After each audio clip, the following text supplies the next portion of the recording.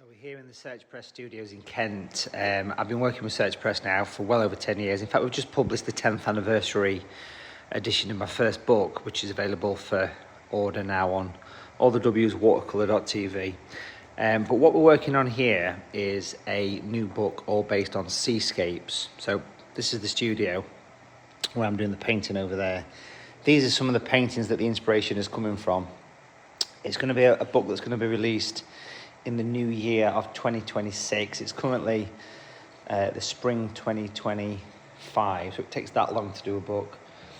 And this book is going to feature 30 paintings, all with tracings, all with full tuition.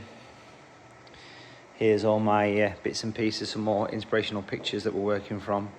Such a great thing, an opportunity to work with Search Press. I've been very lucky to work with them for many years. And here's the painting that I've just finished. A sneaky peek.